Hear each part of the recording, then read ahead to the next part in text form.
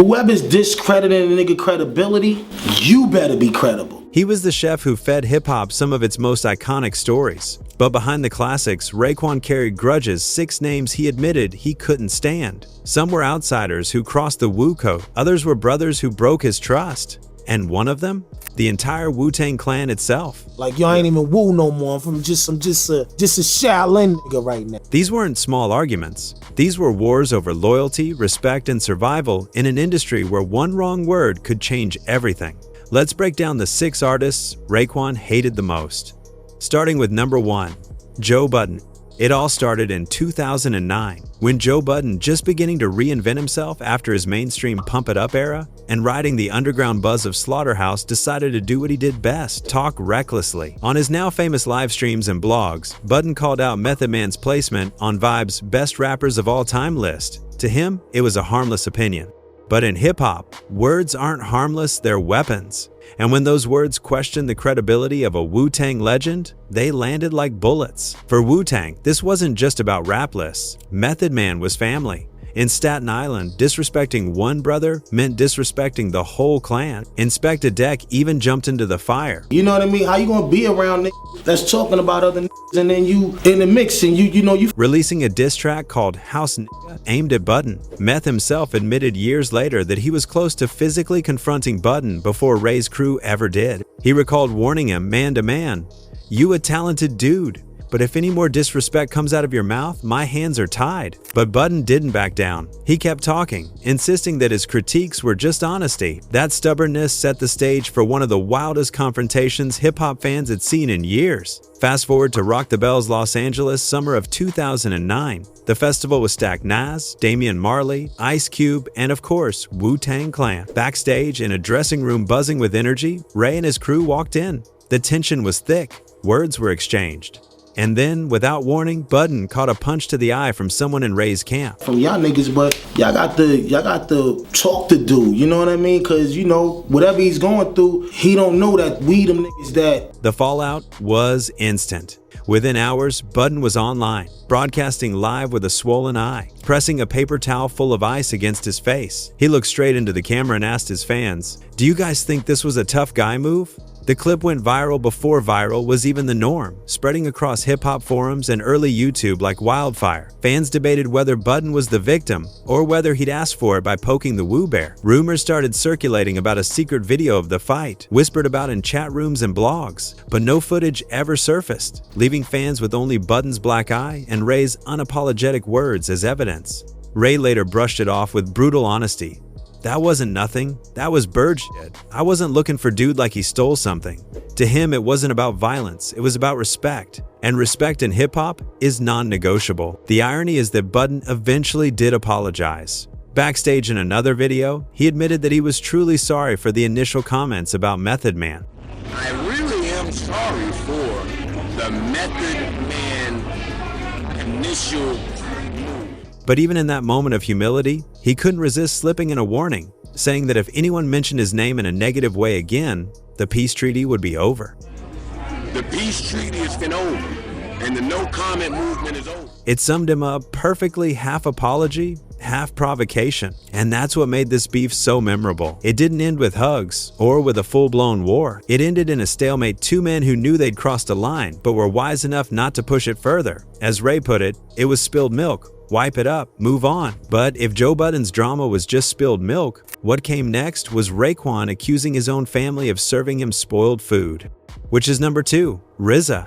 Inside Wu-Tang, Raekwon's biggest battles weren't with outsiders, they were with RZA, the abbot, the mastermind who built the clan from the ground up. Their fallout wasn't about egos clashing in interviews or subliminal shots in verses. It was about the very soul of Wu-Tang Clan, and whether its music would stay rooted in Shaolin grit or drift into something unrecognizable. The breaking point came in 2007 with the release of 8 Diagrams. For RZA, the project was meant to show evolution. He was experimenting with darker, psychedelic production, drawing from the Beatles, Pink Floyd, and even film scores. But for Raekwon, it was blasphemy. This wasn't Wu-Tang. It didn't sound like the hungry crew from Staten Island that flipped street slang into poetry. To him, it felt detached from the rawness that made them legendary. Ray went as far as to call the album "The Ugly Baby," It was still theirs, still something they had to love as a family, but undeniably flawed. In interviews, Ray gave Reza a backhanded compliment, comparing him to a cult leader. He explained that you could walk into a room furious at Reza, ready to tear him down. But after just a few minutes of Reza speaking calmly, with that mix of logic and emotion, you'd walk out agreeing with him. He know how to spin shit. Ray respected that charisma, but he also saw it as manipulation. Too many times, Reza promised to fix things on the album and never followed through. For Ray, that was the final straw. He described himself as becoming the John Gotti figure in the clan, the one unafraid to say what everyone else was whispering behind closed doors. That comparison wasn't just bravado. It revealed how Ray saw himself, the enforcer, the protector of Wu-Tang's code, even if it meant clashing with the abbot himself. He wasn't afraid to be the villain if that's what it took to protect the music. But it wasn't just the sound of 8 diagrams that fueled the tension. It was the business. With Riza's brother, Divine, handling management, suspicions began to grow. Ray openly questioned whether the leadership was fair. He called Divine a heart of gold but a piece of shit at the same time. A man who knew how to play both sides of the fence. Ray admitted he and others in the clan began to wonder if money was being split evenly or if favoritism was at play. As he put it, the thought crept in. Was it 1 for you, 2 for me? These weren't small complaints.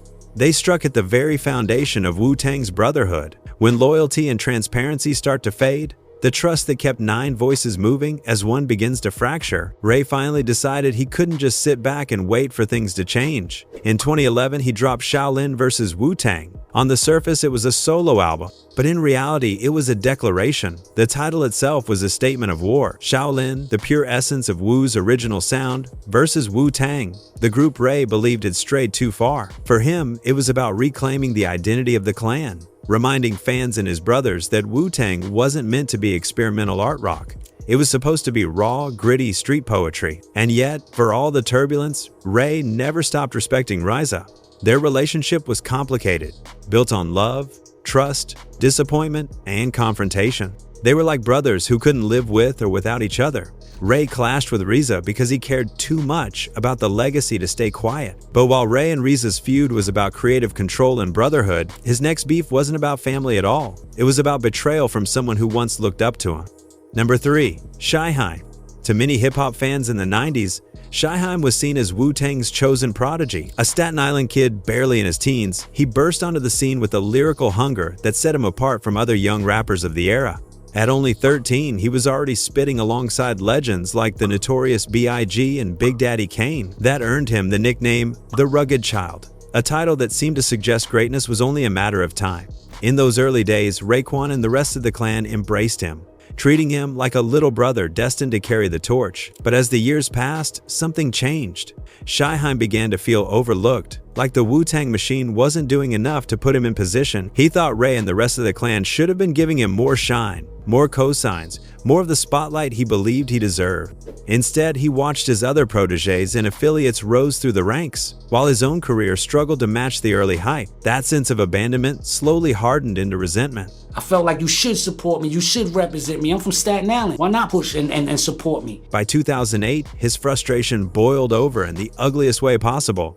Shyheim dropped a diss track titled Hold That Thought Fat Boy, aimed directly at Raekwon. The song was venomous. He mocked Ray's weight, called him a crackhead, and even questioned his credibility in the streets. It wasn't just a shot across the bow, it was a direct attempt to humiliate someone who had once been like family. For fans, it was shocking. For Ray, it was betrayal. And in the background, whispers of real danger started to circulate. Rumors spread about street-level tension, stories of near-violent confrontations, and even speculation that a hit had been ordered in retaliation. Whether those tales were exaggerated or simply fueled by the Wu-Tang mystique, one thing was clear. The relationship between Ray and his former protege was broken, yet time has a way of reshaping perspective. Years later, Shyheim reflected on that chapter of his life with humility. In a rare moment of honesty, he admitted that he had been wrong. He realized that Raekwon never actually owed him anything, but at the time he felt entitled and convinced that, because they were both from Staten Island, Ray should have done more to support him. Looking back, he recognized that it was immaturity speaking, and he acknowledged that he had handled the situation like a kid. It was based on their maturity. I wasn't that mature at the time. Those words carried the weight of a man who had lived long enough to recognize his mistakes. He went further, offering Raekwon a heartfelt apology. He called Ray a big brother, someone he should have respected rather than attacked. And to Ray's credit, he never fanned the flames in public. He didn't release diss tracks, he didn't clap back in interviews, and he didn't drag Shyheim's name through the mud. He simply let the storm pass, confident enough in his own legacy to not get dragged into the pettiness. In the end, the beef fizzled not because Ray crushed it, but because Shyheim humbled himself. It was one of the rare times where Ray's so-called hate actually ended in forgiveness. But make no mistake, the next name on this list wouldn't be nearly as fortunate. Number 4 is the notorious B.I.G. This feud takes us back to the golden era of New York hip-hop. The year was 1994, and the city was in the middle of a creative explosion. Nas had just dropped Illmatic, a record that instantly became the blueprint for raw lyricism and authentic storytelling. It was hailed as a classic from the moment it hit the streets. Raekwon and Ghostface Killah admired Nas deeply. They respected the way he had carved out a lane with sharp lyricism and vivid street imagery. In fact, they showed that respect by bringing him into their world, featuring him on Only Built for Cuban Links, an album that would go on to define not just their careers, but the mafioso subgenre of rap itself. But just as Nas's album was shaking the culture, another voice from Brooklyn was rising. The notorious B.I.G. released Ready to Die, an album that would cement him as one of the greatest storytellers of all time. But to Ray and Ghost, something about it felt a little too familiar. That iconic cover, with the baby sitting in stark white space? To Wu-Tang, it looks suspiciously similar to the Illmatic aesthetic. And the mafioso themes Biggie wove into his lyrics, mob references, lavish imagery, the world of crime and power felt eerily close to what Ray, Ghost, and even Nas had already been cultivating. For Wu-Tang, biting was the ultimate sin. Originality wasn't just encouraged, it was sacred. And when Ray and Ghost felt that Biggie had crossed the line, they answered in the most Wu-Tang way possible, through art. They recorded the infamous skit Shark Niggas Biters, a piece that never directly named Biggie, but everyone in New York knew exactly who they were aiming at. The message was clear: if you borrow too closely from Wu-Tang's style, you're gonna get called out. Raekwon admitted later that the skit was risky. He said they knew it could go left or right, meaning it could either stay a creative jab or escalate into something far more dangerous. And in New York during the mid-90s, when competition wasn't just about bars but also about territory, reputation, and survival, those risks were real. But here's where the story turns. The night before Biggie was killed in Los Angeles, Ghostface approached him. He spoke to big man to man and laid everything on the table. Ghost told him plainly, "We love you. We don't have any problems with you. And if anything we did offended you, I apologize." That moment revealed the heart of what New York's fiercest rivalries were really about: respect. Competition was intense, but underneath the bravado was an understanding that the culture was bigger than personal grudges. For Raekwon, the lesson from that moment stayed with him. The skit wasn't about hatred, it was a warning, a declaration that originality matters in hip-hop. Even someone as great as the notorious B.I.G. wasn't immune to being checked. To Ray, protecting the culture came before protecting egos. And though the tension with Biggie never turned bloody between them, the timing of his death made that last conversation haunting. Whatever animosity existed in the past, Ghost's words proved that respect always outweighed rivalry. At number 5, we have U-God. If the feud with Biggie was about protecting creativity, the conflict with U-God was about something even more complicated: money and family. And in the world of Wu-Tang, mixing the two was a recipe for chaos. In 2016, headlines across the hip-hop world lit up with shocking news. U-God was suing RZA and Divine, the Wu-Tang Clan's de facto business leaders, for $2.5 million. The lawsuit claimed he hadn't been paid his fair share for years of work, including royalties and profits tied to Wu-Tang's projects. Most explosive of all, U-God argued that he had been cut out of the infamous sale of Once Upon a Time in Shaolin, the one-of-a-kind album that Martin Shkreli, the Farmer Bro, had purchased for $2 million. To outsiders, it looked like the clan was in the middle of a civil war. The image of Wu-Tang had always been built on brotherhood, loyalty, and unbreakable bonds. But this lawsuit told a different story, one of mistrust, financial disputes, and frustration boiling over. For fans, it felt like watching a family air its dirtiest laundry in public. Raekwon, however, didn't seem fazed. When asked about it, he laughed. He remembered joking with U-God, saying something along the lines of, "Yo, you suing me?" To Ray, the lawsuit wasn't personal beef between them, it was U-God demanding clarity. In his eyes, the media blew the story out of proportion, twisting it into a clan-wide war when really, it was one member standing up to the business structure that had always been controversial within Wu-Tang. The truth is, this wasn't the first time money had caused tension inside the group. Raekwon himself had clashed with RZA and Divine over finances years earlier. From the very beginning, Wu-Tang's brilliance was also its curse. They were 9 strong, with different personalities, egos, and visions of how the business should run. When the checks didn't line up, arguments were inevitable. But what made the U-God lawsuit sting more than the rest was that it happened so publicly. To see one of their own brothers file legal paperwork against the group chipped away at the myth of Wu-Tang's unity. And while Ray tried to brush it off with humor, he also acknowledged the tension behind the scenes. Still, even with millions on the line, Wu-Tang's bond was strange and unique. Raekwon said that despite everything, he and U-God could still laugh together on tour, rocking stages the same night they were fighting in court. That was the contradiction of Wu-Tang. Family first, even when family was suing each other. But fans could see the cracks forming. If U-God's lawsuit was a warning shot, it was also a symbol of how fragile the clan's empire could be when trust was broken. And though Wu-Tang survived that storm, the fractures in the armor were real. Behind the iconic W symbol was a family constantly negotiating the balance between love and business. And sometimes, even brothers found themselves on opposite sides of the battlefield. And finally, we reach number 6, Wu-Tang Clan.